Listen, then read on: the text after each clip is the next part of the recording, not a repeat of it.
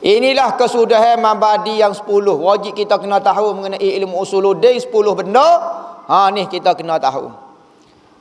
Yang sayugia dipelajarkan dahulu daripada mengerjakan sesuatu. Belajar semua bab ilmu gapo kena tahu 10 perkara mengenai ilmu tu. Nama ilmu tu, hukum belajar ilmu tu.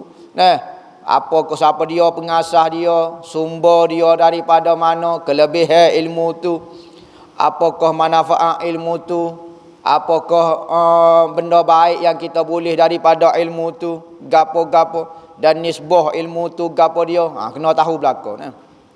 Syahdan adalah maksud yang terlebih besar daripada ilmu ini, iaitu mengenal akan Tuhan Rabbul Arbab. Tu maksud dan matlamat utama dalam belajar ilmu tauhid. Kita tak kenal pengasah dia, tak apa lagi. Kita tidak tahu sumber dia, tak apa lagi.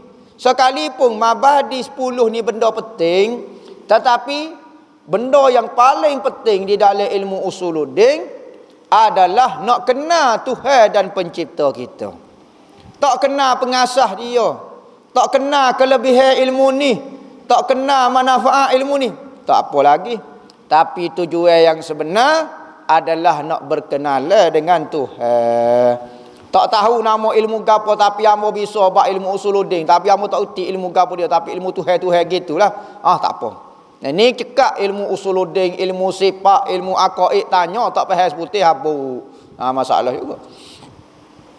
Maka mengenal akan dia, akan Allah itu fardu, wajib, yang lazim bagi yang akil balik. Akil, orang yang ada akal, tidak gila. Bodoh setara mana pun, kalau dia tidak gila, wajib kena belajar. Balik pula sampai umur. Ada berapa tanda orang siapa umur 15 tahun keluar mani lelaki perempuan, siapa 15 tahun lelaki perempuan, mari hik bagi perempuan.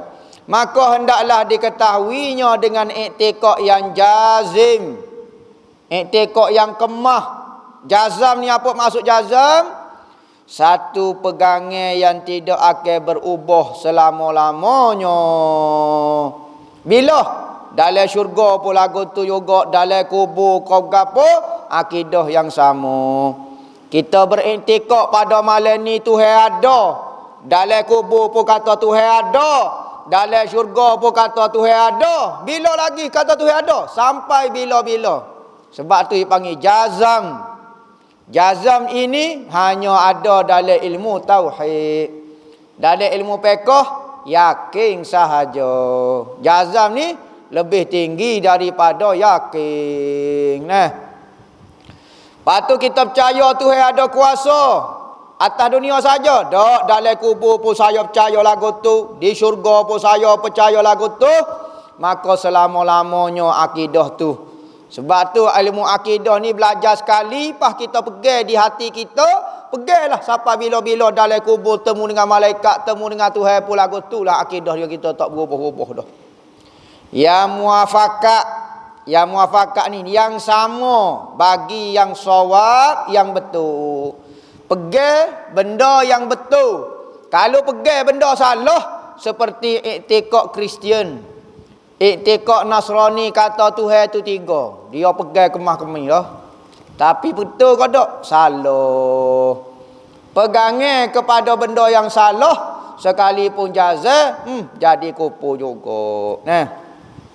Maka tiada hasil iktikad itu melainkan mengikut bagi Al-Quran dan hadis Nabi SAW. Sebab benda ni tak mungkin salah. Al-Quran dan hadis yang mutawatir. Hadis Nabi pun ada orang petikar lagi. Ada satu kumpulan dipanggil anti hadis. Tak saya terima hadis Nabi kerana dia kata hadis Nabi daripada manusia dan manusia mungkin salah. Mungkin salah manusia. Al-Quran saja hamba pakai. Lepas tu demo semaya-semaya lagu mana? Hamba tak semaya. Dah, muka Al-Quran kata semaya ni 2 waktu ya. Dulu kisyamsi ila ghurubil lail. Minal apa dah?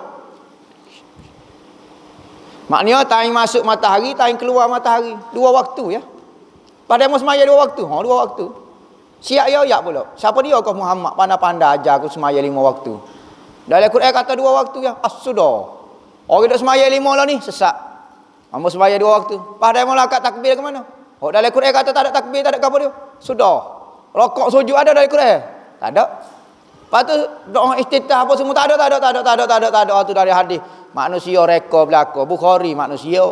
PhD manusia belaka. Hang tak percaya kau orang, hang percaya ke hamba ya. As-sudah. Nah. Al-Quran dia mau pergi. Hadis hang tak pergi. Manusia. Macam-macam orang dia. Sesak baga.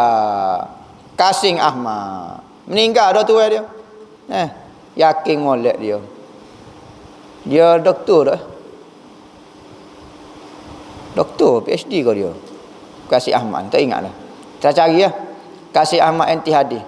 Tengok dia doktor rasa dia doktor rasa lah. Kita ingat ngaji PhD ni ahli surga lah. Rupanya ada juga ahli neraka. Dan mengikut bagi keduanya, mengikut bagi Quran dan hadis, itu mengangkat hijab syok dan zon dan wahai, maka didapatnya ilmu yang putus dan yakin. Apabila kita pegang ilmu Quran dan hadis, maka kita mengangkat hijab. Hijab apa dia? Pertama syok. Syok ni 50-50. Apabila kita pegang Quran hadis, jelas bagi kita yakin. Zon, seka hok ada tu banyak, hok tak ada tu sikit. Tapi masih ada lagi jahil tu. Waham, benda hok banyak, hok positif tu sikit, hok negatif tu banyak. Maka 3 benda ini masuk dalam kategori jahil belaka. Syok dipanggil jahil separuh. Zon, jahil sikit. Waham, jahil banyak pada hok tahu. Maka dalam ilmu akidah tak boleh. Kerana wajib atas setiap manusia kenal makrifat. Maka keluar daripada kalimah makrifat kenal jahil. Makrifat kenal lawan dia jahil. Maka jahil ada banyak peringkat. Pertama jahil kosong. Tak tahu belak sedikit abuk mengenai Tuhan. Hak ni sepakat jadi kupu mengenai ketuhanan, tak faham langsung jadi kafir. Kedua, faham sikit-sikit saja dalam 20%. Maka hak ni dipanggil waham. Hak ni pun masih kafir lagi kerana banyak lagi jahil dia sekalipun ada tahu dah sikit. Ketiga, belajar separuh saja tahu, separuh lagi tak yakin lagi, maka hak tu jadi kafir juga sebab masih ada jahil lagi separuh. Ngaji kau banyak 80% dah, 20% lagi tak pergi lah mana, maka jadi jahil juga walaupun sedikit, maka keluar daripada makrifah jadi kupu juga. Semua tu masuk dalam kategori jahil. Jahil tak tahu langsung, jahil sikit, jahil separuh, jahil hok banyak. Maka diketahui bahawasanya segala alam ini tanda yang menunjukkan keadaan Tuhan yang menjadikan dia yang alam ini. Amat kuasa lagi, amat mengetahui lagi yang mendirikan 7 petala langit dan bumi. Ni Tuhan apabila kita tengok, apabila kita belajar, maka alam ini menunjukkan kekuasaan Tuhan. Tetapi dia hanyalah menjadi tanda sahaja. Kalau alam ini tak ada pun Tuhan tetap berkuasa. Tuhan tetap hebat. Tetapi Tuhan nak tunjukkan kepada kita yang lemah, yang payah nak memahami kehebatan Tuhan, maka Tuhan ciptakan makhluk di hadapan kita. Bahkan kita sendiri ciptaan Tuhan. Maka kita pandai pada diri kita, pandai pada alam, maka tahulah kehebatan Tuhan.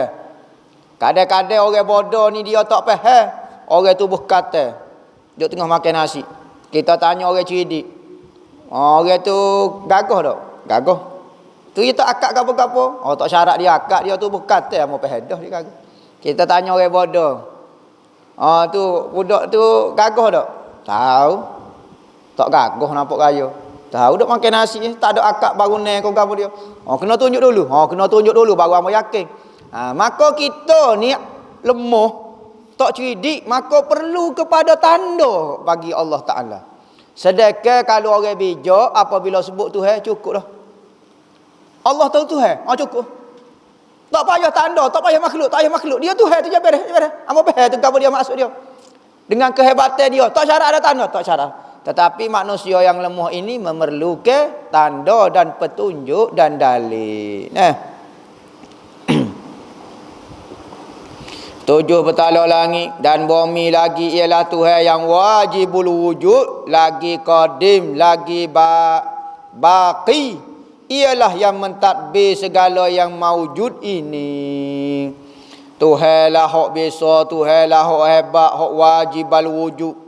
Kita ni wajib ada, tak wajib pun kalau tak ada kita tak ugah pun langit bumi ni. Tetapi Tuhan yang mesti kena ada. Makhluk tak semestinya ada. Kerana apa? Kerana yang wujud sebenar-benar adalah Allah Ta'ala sahaja. Benda lain hanya diwujudkan. Kalau dia hanya asal tak ada, maka ketika dia tak ada pun Tuhan dengan kehebatan dia. Kalau dia ada pun Tuhan dengan kehebatan dia tidak bertambah pun. Maka adanya makhluk ini tidak wajib. Tak ada dia pun tak ada masalah apa. Tapi Tuhan wajib kena ada. Maka beza ada kita dengan ada Tuhan adalah ada Tuhan, ada yang wajib dipanggil. Ada kita, ada yang harus sahaja. Lagu tu. Qadim lagi tidak ada permulaan, baki, kekal lagi. Ialah yang mentadbir segala yang maujud ini. Lagi amat nyata daripada tiap-tiap sesuatu. Dan Allah Ta'ala itu nyata daripada tiap-tiap sesuatu. Kita tengok alam ini maka nyatalah kewujudan Allah. Kita tengok pokok, tengok makhluk, nyatalah kewujudan kekuasaan kudrat Allah Ta'ala. Dia panggil alam ini adalah kenyataan Allah. Nyata Allah, jelas Allah ditengok di alam ini. Tapi bagi orang yang hati sangat bersih, tak perlu melihat alam ini. Tapi orang yang masih hati tak berapa bersih, nyatanya Allah di alam ini. Maka tengok kejadian makhluk ni, Allah nyata dah nampak Tuhan. Jelas amo nampak kewujudan Tuhan. Jelas nampak kekuasaan Allah. Nyata Allah Ta'ala daripada setiap sesuatu. Dan makhluk ini bagi orang yang ada mata hati, di antara Tuhan dengan makhluk, Tuhan lebih jelas berbanding makhluk. Kita nampak makhluk lebih jelas dia. Tuhan di sebalik dia. Tuhan terselindung.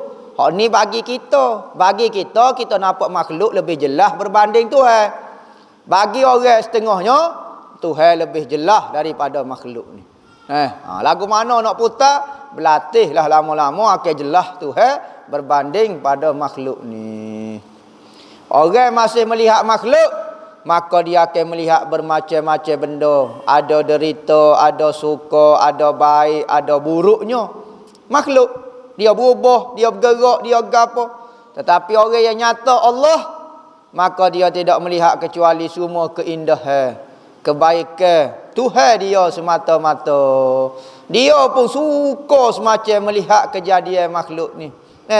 Dia merupakan cerita Tuhan dia.